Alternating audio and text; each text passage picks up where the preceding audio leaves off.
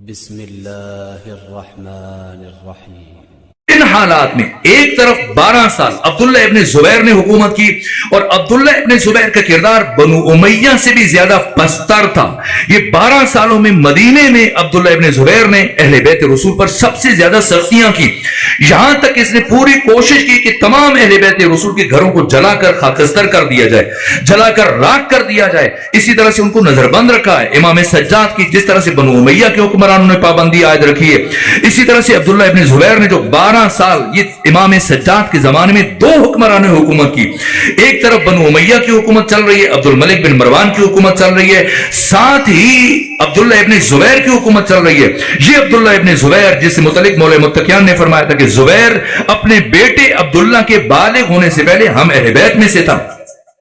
یہ زبیر وہ شخصیت ہے کہ جب آپ کے گھر پر جناب سیدہ زہرا کے گھر پر حملہ ہوا تھا تو پہلے علی کے دفاع میں، سیدہ کے دفاع میں جو شخص اپنے ہاتھ میں تلوار لے کے باہر آیا تھا یہ زبیر ابن عوام تھے۔ پھر مغیرہ بن شعبہ نے آپ کو تلوار چھین لی، پسلیاں توڑ دی، لیکن بعد میں خود یہ بیٹا، اس سے متعلق مولا متقیان کی مستقل گفتگویں، کثیر ترین کردار ہے تاریخ انسانی کا عبداللہ ابن زبیر۔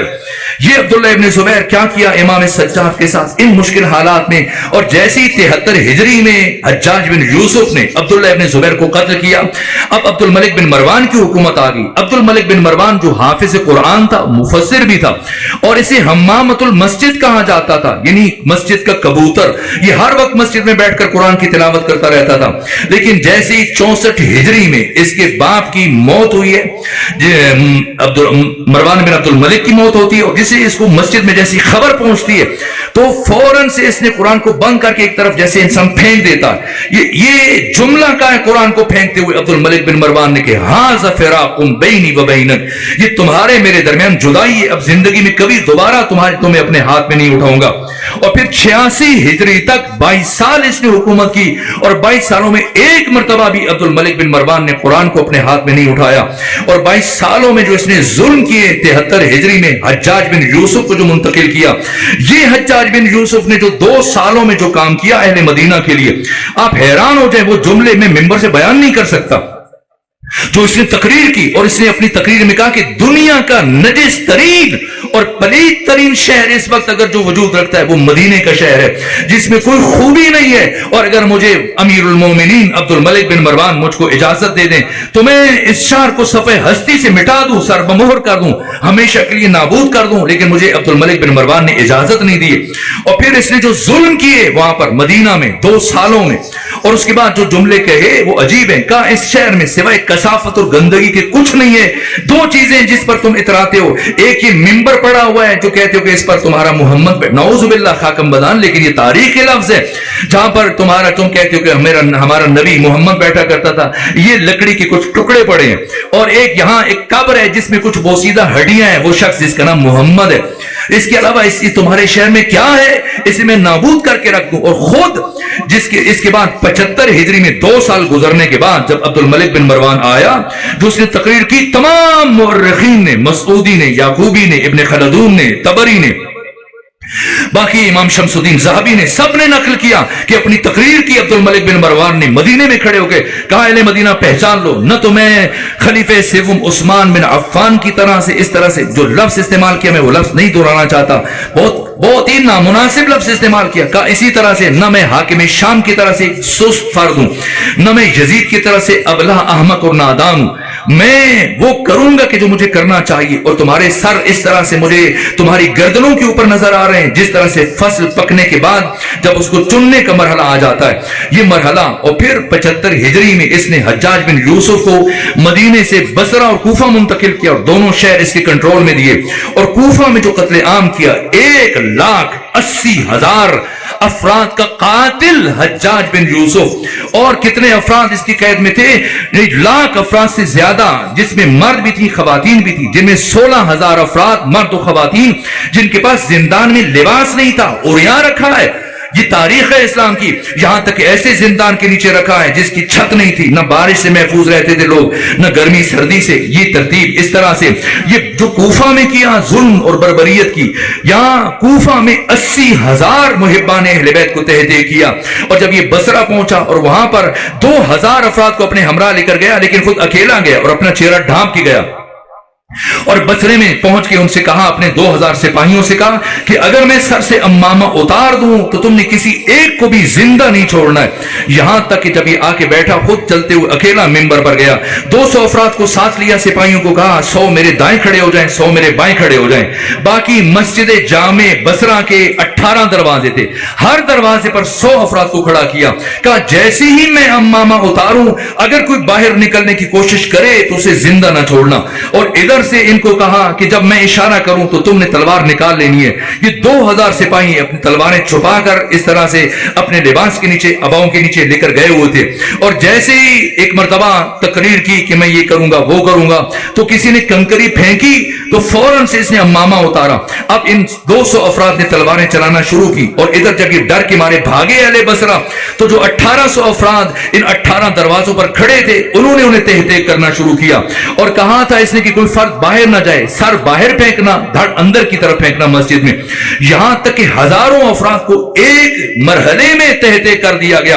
और जो खून की नदी चली है मस्जिद जामे बसरा से, ये बाजार तक इस तरह से खून की नदी बह रही थी। ये सारे सिलसिले, अब समझे इन पेचीदा तरीन हालात में इमामत कैसे की जाती। इमाम ने किसी भी हिज्ब और गिरोह का और किसी भी तहरीक का हिस्सा नहीं बना। कोई भी मुजाहिमती तहरीक जो इमाम के जमाने में उठी, किसी एक का हिस्सा नहीं बने। आप देख लीजिए, यहां तक कि इमाम मालिक इब्ने अनस ने और इमाम नौमान बिन साबित, इमाम अबू हनीफा ने, इन दो ने मोहम्मद नफ्से ज़किया की नुसरत और के वजूद का फतवा दे दिया कि वाजिब है इनकी मदद करना और जो इनकी मदद नहीं करेगा। लेकिन इमाम सादिक ने कोई बात नहीं की है। क्यों? आइम्मा दीन ने करबला को बचाना है, करबला को पहुंचाना है। अब करबला ये इतना बड़ा पैगाम है कि अगर कोई दूसरा काम अंजाम दिया गया तो करबला जाया हो सकती है। हमने समझना है, आइम्मा दीन के इन सलीकों को समझ रहे, इन अंदाज को समझ रहे, इन हिकमतों को समझ रहे। मैं शर्मिंदा हूं, मैं इस जाविये से गुफ्तगू नहीं करना चाह रहा था, लेकिन ये बात छिड़ी तो मैं इस अंदाज से लेके चल रहा हूं। तो अब आप समझे कि इमाम अली ज़ैनुल आबिदीन ने इन पेचीदा तरीन अदवार में, हालात में क्या किया। मदीने में आपने 7 तरीके इख्तियार किए, 7 अंदाज इख्तियार किए करबला को हम तक पहुंचाने के लिए। अब खुद सोचिएगा, वजन कीजिएगा कि बनु उमैया की इतनी मजबूत हुकूमत 100 साल पूरे नहीं कर सकी, और फिर तारीख में दोबारा कभी बनु उमैया की हुकूमत नहीं आ सकी है। 132 हिजरी तक 98 साल गुजार के बनु उमैया की हुकूमत हमेशा के लिए खत्म हो गई। और बनु अब्बास की कमजोर हुकूमत इसने 524 साल पूरे किए, 656 हिजरी तक चली है। तो बनु उमैया की हुकूमत कैसे खत्म हुई है? वक्त अगर अभी मैं शर्मिंदा हूं कि वक्त खत्म हो रहा है। ये इमाम अली ज़ैनुल आबिदीन ने किरदार अंदाज है। ये आपने एक दुआओं के जरिए से 54 दुआएं, ये मारिफत का बार ज़खार है। और मेरी एक अरसे से नियत है कि अगर कभी मुझे मौका मिला, आपके शहर में तौफीक हासिल हो, तो इमाम सज्जाद की इन 54 दुआओं का तारुफ करवाया जाए। ये मारिफत का बार ज़खार है, ये अलग दुनिया है।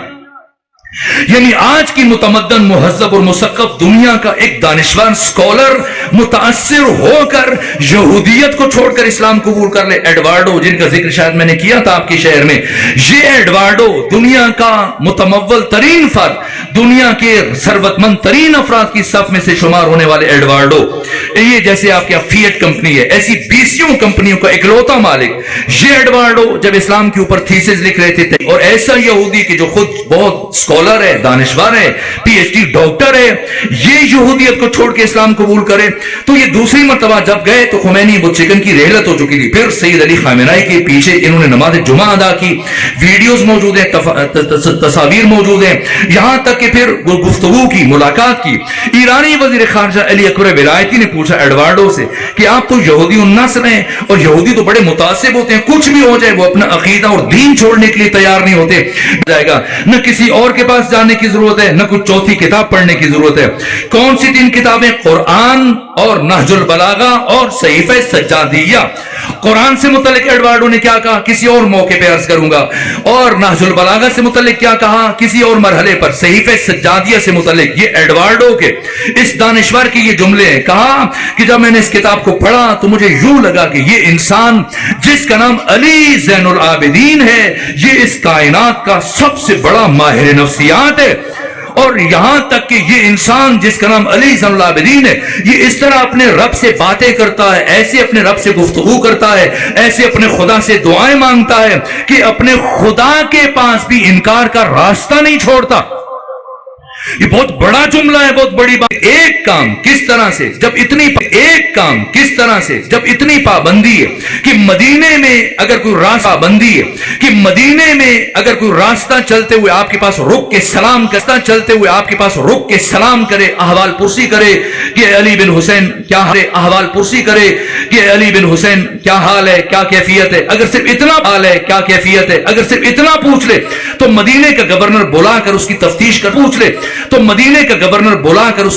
کرتا تھا۔ اس سے گھنٹوں پوچھ تاچھ ہوتی تھی، پوچھا جاتا تھا کہ حسین ابن علی کا بیٹا علی ایمانہ طرز عمل تھا، یہ آپ کی حکمت طرز عمل تھا، یہ آپ کی حکمت عملی تھی، یہ آپ کی امامت کا انداز تھا، کہ حکمت عملی تھی، یہ آپ کی امامت کا انداز تھا، کہ یہ آپ کی ہدایت کا انداز تھا کہ غلام خریدتے اور 1 سال مسلسل ان غلاموں کو اپنے ہمراہ رکھتے اور پورا سال امام اپنے عمل سے، کردار سے، سیرت سے، اور پورا سال امام اپنے عمل سے، کردار سے، سیرت سے، روش و رفتار سے، تک کہ آپ بھی شب قدر میں مختلف کام انجام دیتے ہیں۔ کوئی غسل سے شب قدر کے اعمال کا آغاز کرتا ہے، کوئی نماز سے شب قدر کے اعمال کا آغاز کرتا ہے، کوئی تلاوت سے، کوئی صدقہ دے کر، کوئی تسبیح سے، کوئی کسی اور ذریعے سے۔ لیکن سنیں امام علی زین العابدین شب قدر کیا انداز ہے، تمام غلاموں کو، تمام کنیزوں کو اپنے بڑے حجرے میں جمع کرتے، اور جب سب اکٹھے ہو جاتے تو حضرت اپنے رجسٹر کھڑے ہو جاتے اور غلاموں کو، کنیزوں کو رخصت کرتے ہوئے ایک بڑا تشت جس میں سونے کے، چاندی کے سکوں کی تھیلیاں ہوتی، ہر غلام کو رخصت کرتے ہوئے ایک ایک تھیلی عنایت فرماتے اور یہ جملہ کہتے کہ جاؤ اب دوبارہ کسی انسان کی غلامی اختیار نہ کرنا، اپنی باوقار معزز زندگی کا آغاز کرو۔ تمام غلاموں کو، تمام کنیزوں کو اس طرح سے رخصت کرنے کے بعد جب سب چلے جاتے اور اب کوئی نہ رہتا تو حضرت حجرے کے دروازے کو بند کرتے اور اب امام سجاد علی زین العابدین جائے نماز پر تشریف لاتے، ہاتھ اٹھا کر اس جملے سے اپنی مناجات شب قدر کا آغاز کرتے، اس جملے سے اپنی شب قدر کی مناجات کا آغاز کرتے۔ پروردگار دیکھ، میں نے بندہ ہوتے ہوئے اپنے سارے غلاموں کو معاف کر دیا، کیا تو اللہ ہوتے ہوئے اپنے سے ایک غلام کو معاف نہیں فرمائے گا؟ یہ آداب بندگی ہے۔ خدا کے ساتھ گفتگو کا سلیقہ سکھایا امام سجاد نے، کس طرح سے ہدایت سر انجام دے رہے ہیں، یہاں تک کہ یہاں جب مکہ تشریف لے کے جاتے ہیں کتنی بڑی بڑی شخصیتیں امام سے متاثر ہوئیں اور ہلکا بگوش تشیع ہوئیں، یہاں تک کہ بہت بڑی شخصیتیں محمد ابن مسلم ابن شہاب زہری، یہ چیف جسٹس رہے مکہ کے، یہ بنو امیہ کی طرف سے چیف جسٹس ہے محمد ابن مسلم ابن شہاب زہری، آئے کیوں ہر سال کعبہ میں تشریف لاتے تھے، حج کے لیے پیادہ حج کرتے تھے، اور کس طرح سے بظاہر ابھی بھی ہم بھی دیکھتے ہیں کہ یہ جوان جو ڈیبوں میں ڈیجیٹل بٹیرے رکھے ہوئے ہیں اور اس طرح سے بس اوقات میسیجز فارورڈ کرتے ہیں، کسی نیچے معصوم کا نام لکھا ہوتا ہے، ہم سمجھتے ہیں خدمت کر رہے ہیں، نہ، پوری دقت چھان پھٹک کے بعد اس کو آگے بھیجیں۔ واقعا نہج البلاغہ میں ہے نہیں ہے، معصوم نے فرمایا نہیں فرمایا، اس لیے کہ معصوم اور غیر معصوم کے کلام میں زمین آسمان کا فرق ہے۔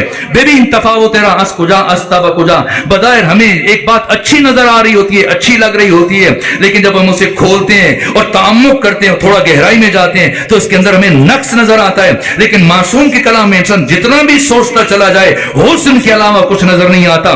بظاہر کتنا اچھا جملہ ہے کہ خانہ کعبہ میں حسن بصری جو تصوف کے 4 ارکان میں سے بڑے رکن مانے جاتے ہیں، بڑا نام ہے، آج بھی ان کے اقوال زری مشہور ہیں، ان کی مستقل کتابیں ملتی ہیں۔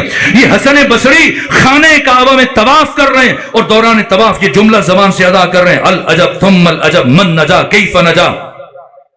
تعجب ہے، انتہائی تعجب ہے کہ قیامت کے دن اتنا سخت حساب اور کتاب ہوگا کہ اگر کوئی نجات پائے گا تو کیسے نجات پائے گا؟ لوگ ڈر رہے ہیں، گھبرا رہے ہیں۔ بظاہر کتنا اچھا جملہ ہے کہ آخرت جات دلائی جا رہی ہے، لیکن سنیں امامت کسے کہتے ہیں؟ جیسے ہی یہ حسن بصری بار بار ایک جملہ دہرا رہے، العجب ثم العجب من نجا کیف نجا، کہ تعجب ہے، انتہائی تعجب ہے کہ اتنے سخت حساب و کتاب کے بعد اگر کوئی بچے گا، نجات پائے گا، جنتی ہوگا، کیسے ہوگا؟ یہ سنا امام سجاد نے محسوس کیا کہ یہ شخص اللہ کے گھر میں جو اللہ کے مہمان ہیں، انہیں اللہ کی رحمت سے مایوس کر رہا ہے، تو جو ذکر کر رہے تھے دوران طواف اس ذکر کو وہی چھوڑا اور فرمایا العجب ثم العجب من ہلاکا کیف ہلاکا۔ تعجب ہے، انتہائی تعجب ہے کہ اللہ کی اتنی لامحدود رحمت کے ہوتے ہوئے اگر کوئی ہلاک ہوگا تو کیسے ہلاک ہوگا؟ لوگوں کے چہروں پر پھر سے امید جاری ہو گئی ہے۔ یہ امام سجاد ہے، یہاں تک کہ طواف مکمل کرنے کے بعد جب بیٹھے آپ مسجد الحرام कलाम में, बस आखिरी जुमला अर्ज कर रहा हूं। तो बैठे तो पूछा मुझे इस दफा ये मदीने का, मक्का का चीफ जस्टिस नजर नहीं आ रहा, काजी और क़ुज़ात नजर नहीं आ रहा, मोहम्मद इब्ने मुस्लिम इब्ने शुहाब ज़ुहरी नजर नहीं आ रहा। किसी ने कहा कि दौरान तफ्तीश उनसे कुछ ऐसी बात हो गई है, किसी की तंबीह करते हुए, किसी मुल्ज़म की तंबीह करते हुए उसको थोड़ी सजा दी, लेकिन वो कमजोर था या सजा सख्त हो गई, उसकी जान चली गई। इस सदमे से कि मेरी वजह से एक शख्स की जान चली गई, तो सब कुछ छोड़ छाड़ के वो जंगल में चले गए, ओहदे से इस्तीफा दे दिया। फरमाया जाओ इब्ने शुहाब ज़ुहरी से कहो कि तुम्हें अली ज़ैनुल आबिदीन हुसैन इब्ने अली का बेटा बुला आ रहा है। अब जब मोहम्मद इब्ने मुस्लिम इब्ने शुहाब ज़ुहरी को लाया गया, मक्का का चीफ जस्टिस जैसी आया, इमाम ने देखा आंखें धसी हुई, चेहरे का रंग जर्द है, कपड़े फटे हुए, बाल उलझे हुए। पूछा क्या हाल बना रखा है इब्ने शुहाब ज़ुहरी? अर्ज किया फर्जंद रसूल, क्या आपको पता है कि मुझसे कितना बड़ा गुनाह सरजद हुआ? का बताओ क्या हुआ है? का मेरी वजह से एक इंसान की जान चली गई। और उसके बाद जुमला का फर्जंद रसूल आप बताएं क्या इससे बड़ा गुनाह हो सकता है? इमाम ने सुना, फरमाया हाँ एक गुनाह इससे भी बड़ा है जिसका तू मुर्तकिब हो रहा है। हिल कर रह गया मोहम्मद इब्ने मुस्लिम इब्ने शुहाब ज़ुहरी। का फर्जंद हुसैन वो कौन सा गुनाह है जो इससे भी बड़ा हो सकता है? फरमाया अल्लाह की रहमत से मायूसी, अल्लाह की रहमत से मायूसी। तो कहा फिर बाप बताइए मुझे क्या करना चाहिए? इमाम ने फरमाया तुम्हारा कस्द तो इरादा शामिल नहीं था, तू तो मैं तंबीह कर रहा था। अगर उसकी जान चली गई खून बहा अदा करो, और फिर जुबरान के तौर पर अपनी सलाहियतों को इंसानों की फलाह और बहबूद के लिए खर्च करो। परवरदिगार तुम पर नजर रहमत डालेगा, तुम्हारे गुनाह को मुआफ कर देगा। ये वजह थी कि मोहम्मद इब्ने मुस्लिम इब्ने शुहाब ज़ुहरी इसके बाद भी इमाम की इजाजत से अपने ओहदे पर वापस आ गया, लेकिन जब तक जिंदा रहा, अगरचे बनु उमैया की तरफ से चीफ जस्टिस के ओहदे पर रहा, लेकिन हमेशा इमाम का मुरीद बनकर रहा, इमाम का आशिक बनकर रहा। न सिर्फ मोहम्मद इब्ने मुस्लिम इब्ने शुहाब ज़ुहरी बल्कि इसका सारा खानवादा इमाम की मोहब्बत में यूं असीर हुआ कि जब इसके बेटे की जमा साल बेटे की शादी का मरहला आया तो बाप से कहने लगा बाबा चले मदीना चलते हैं, चलकर इमाम सज्जाद से कहते हैं कि वो भी हमारी शादी में शिरकत फरमाए। बाप बेटा दोनों मक्का से मदीना पहुंचे, और जब इब्ने शुहाब ज़ुहरी ने इमाम की बारगाह में अर्ज किया कि मेरे बेटे की शादी है और उसकी ख्वाहिश है कि आप भी शिरकत फरमाएं, अब समझे करबला को कैसे आम किया है, अब समझे कि रात के इस हिस्से में क्यों आप अपनी मसरूफियात को छोड़कर, जबकि जिस्म आराम का तकाजा कर रहे हैं, तो आप जमीन पर बैठकर क्यों ये जिक्र सुन रहे हैं? ये किसकी मेहनतें हैं? किसने करबला को हम तक पहुंचाया है और किस अंदाज से पहुंचाया? ये अली ज़ैनुल आबिदीन क्या क्या अंदाज इख्तियार किए, रुश्द और हिदायत बशरी और इंसानी के। एक मर्तबा जब इब्ने शुहाब ज़ुहरी ने अर्ज किया मेरे बेटे की शादी है और ये चाहता है कि आप भी शिरकत फरमाएं, इमाम ने फरमाया इब्ने शुहाब हम आले मोहम्मद ने करबला के बाद खुशियों में जाना छोड़ दिया, हमने करबला के बाद खुशियों में जाना छोड़ दिया। कहा एक मर्तबा ये सुना तो इब्ने शुहाब का बेटा बाप के कान में कुछ कहने लग गया, और जब बात की तो इमाम सज्जाद ने फरमाया इब्ने शुहाब तुम्हारा बेटा क्या बात कर रहा है? तो अर्ज किया ए फर्जंद रसूल मेरा बेटा ये कह रहा है कि अगर इमाम ने मेरी शादी में शिरकत नहीं फरमाई तो मैं शादी नहीं करूंगा। ये सुना इमाम ने तो फरमाया इब्ने शुहाब अगर तुम्हारा बेटा अपनी शादी को मेरी शिरकत से मशरूत करार दे रहा है तो फिर सुनो मेरी भी एक शर्त है, अगर तुम और तुम्हारा बेटा चाहते हैं कि मैं तुम्हारी शादी में शिरकत करूं तो फिर मेरी शर्त है। अर्ज किया फर्जंद रसूल हर शर्त कबूल है, आप बताएं क्या शर्त है? फरमाया बस एक शर्त है, अगर चाहते हो कि तुम्हारी शादी में आऊं तो अपनी शादी के बेटे की शादी के मौका पर एक मजलिस अज़ा का एहतमाम करना और उसमें किसी जाकिर और मरसिया खान को बुलाना और उस मरसिया खान से कहना कि वो आकर मेरे भाई अली अकबर की शहादत को बयान करे। अब समझे कि किस तरह से पैगाम अज़ा को इमाम सज्जाद ने मुंतकिल किया। कदम कदम पर मेरे अजीजों यहां तक कि 35 साल पे हम मुसलसल खून के आंसू बहाते रहे, लेकिन ये खून के आंसू क्यों बहाते रहे? अली अकबर के शहीद होने पर, इमाम हुसैन के शहीद होने पर ना, वो कौन सी बात है खून के आंसू बहाते रहे। यहां तक कि बस औकात बाज़ अफराद सोचते हैं कि शायद ये मजाजन कहा जाता है, मुहावरतन कहा जाता है कि इमाम ने खून के आंसू बहाए। जनाब सब्ज़वारी कहते हैं हिंदुस्तान के आलिम, वो कहते हैं कि मैं नजफ में अयतुल्लाह सैयद मोहसिन हकीम मर्जे वक्त की खिदमत में गया जब बाकी उलमा भी बैठे थे, और मैंने पूछा ये जो कहा जाता है कि इमाम सज्जाद खून के आंसू बहाते थे, ये ऐसे ही इबारतन कहा जाता है, मफहूमन कहा जाता है, मजाजन कहा जाता है, या वाकई इमाम सज्जाद ने खून के आंसू बहाए थे? तो ये सुनने के बाद آیت اللہ سید موصل حکیم وہ شخصیت ہے، وہ شخصیت کی جو امام زمانہ کی زیارت سے کئی مرتبہ مشرف ہوئے. یہاں تک کہ میں نے ان کی زندگی میں پڑھا ہے کہ ایک مرتبہ نجف میں جب وہ جلوس اذاں کی قیادت کر رہے تھے، آگے علماء کی صف تھی، وہ پیچھے جوانوں کے ماتمی ہلکے چلے آ رہے تھے، تو اچانک سے انہوں نے اپنا امامہ اتارا، اپنی ابا اتاری اور آ کر جوانوں کے حلقے میں کھڑے ہو کر زار زار رونا شروع کیا اور برابر شام تک دونوں ہاتھوں سے ماتم کرتے رہے. اور بعد میں علماء نے پوچھا، آپ کے شاگردوں نے پوچھا کہ پہلے کبھی یہ انداز نہیں دیکھا تھا، آپ ہمیشہ جلوس کی قیادت کرتے تھے، ایک ہاتھ سے سینہ زنی کرتے تھے، سینہ کوبی کرتے تھے، لیکن آج کیا ہوا کہ آپ نے امامہ اتار دیا، ابا اتار دی، جوانوں کے حلقے میں کھڑے ہوئے دونوں ہاتھوں سے مسلسل گھنٹوں ماتم کرتے رہے جب تک کہ جلوس اختتام پذیر نہیں ہوا. تو کیا جملہ کہا جب میں نے دیکھا کہ یوسف فاطمہ امام زمانہ اسی حلقے میں کھڑے ہو کر ماتم کر رہے ہیں تو میں بھی آ کر شامل ہو گیا ہوں. اب سمجھنا ہے یہ آیت اللہ موصل حکیم. جب جناب سبزواری نے پوچھا کیا واقعاً امام سجاد خون کے آنسو بہاتے تھے، تو انہوں نے کوئی جواب نہیں دیا. آپ ان کی زانوں پہ ایک سفید رومال پڑا ہوا تھا، یہ اٹھایا اور کچھ دیر اپنی آنکھوں کے ساتھ لگا کر رکھا، گویا سوچتے رہے، تصور کرتے رہے، عالم خیال میں کربلا منتقل ہوئے. اور پھر کچھ لمحوں کے بعد جب یہ سفید رومال دوبارہ اپنے زانوں پر رکھا تو دیکھنے والوں آنکھوں نے دیکھا ہے کہ سفید رومال پر دو خون کے سرخ دھبے نظر آ رہے تھے. یعنی آج اگر ایک سید عالم دین، ایک فقیہ اور مجتہد ان مسائب کو تصور کرے تو اس کی آنکھوں سے بھی خون جاری ہو جائے. اور وہ سید سجاد جو سارے مسائب کو اپنی نگاہوں سے دیکھتے رہے، ان سید سجاد کی کیا کیفیت ہوگی. کب خون رونا شروع کیا، میں نے شیعہ عیدگاہ میں یہ جملہ کہا تھا، وہ قیامت کا مرحلہ تھا، وہ مرحلہ جب حالت غشی میں تھے اور اس دوران میں آپ کی پھوپھی ثانیہ زہرا کی چادر کو نیزوں سے اتارا گیا. یہ قیامت کا مرحلہ تھا. پہلی مرتبہ جو امام کی آنکھوں سے خون کے اشک جاری ہوئے، اور اس کے بعد پھر کوفہ میں، اس کے بعد پھر شام میں، یہاں تک کہ شام میں زار زار امام نے اس مرحلے پر گریہ کیا ہے. وہ کون سا مرحلہ ہے؟ یہ قیامت کا مرحلہ، یہ قیامت کا مرحلہ ہے. اور صرف امام سجاد نہیں، یہ ان ساروں نے خون کے آنسو بہائے. یہاں تک جناب امام موسیٰ کاظم جن کا ذکر کر رہا تھا، اور کل بھی کوشش کروں گا کچھ جملے آپ سے متعلق عرض کروں. 16 سال زندان میں رہے. کل میں نے امام کی قید سے متعلق کچھ اشارے کیے، کتنی سخت قید ہے، ایک لمحہ مصیبت کا لمحہ ہے، لیکن 16 سالوں میں ایک مرتبہ بھی اپنی مصیبت پر گریہ نہیں کیا. جب بھی روتے تھے یہی کہتے تھے، ہائے دادی زینب،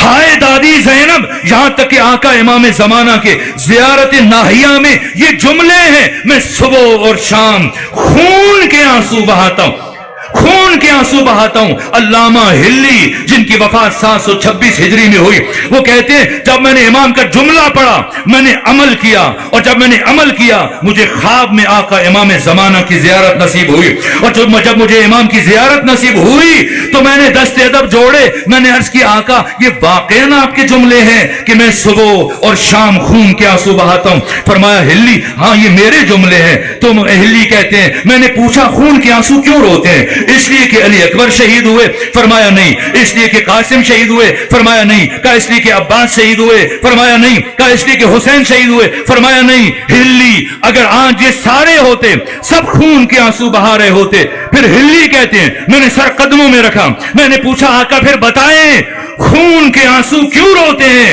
امام فرماتے ہیں اے ہلی ہم آل محمد نے اس دن سے خون کے آنسو بہانا شروع کیے جس دن سے دادی زینب کی چادر اتر گئی، جس دن میری دادی زینب کو ننگے سر یزید جیسے شرابی کے دربار میں جانا پڑا. کتنا مشکل مرحلہ ہے. بچے سوچیں اور سوچتے ہوئے جائیں، جوان غور کریں کیا قیامت کا مرحلہ ہے. جب سیدہ زہرا کی شہادت ہوئی تھی میں نے پڑھا ہے غسل و کفن کے بعد مولا متقیان نے فرمایا فضا بچوں سے کہو آخری مرتبہ آ کر ماں کے چہرے کی زیارت کریں، ہم بی بی کو دفنانے کے لیے لے کے جا رہے ہیں. پہلے حسن آئے پھر حسین آئے، اور جب یہ پیغام ثانیہ زہرا کی طرف بھیجا گیا تو کیا جواب دیا؟ اماں فضا پہلے بابا سے کہیں حجرے سے باہر چلے جائیں.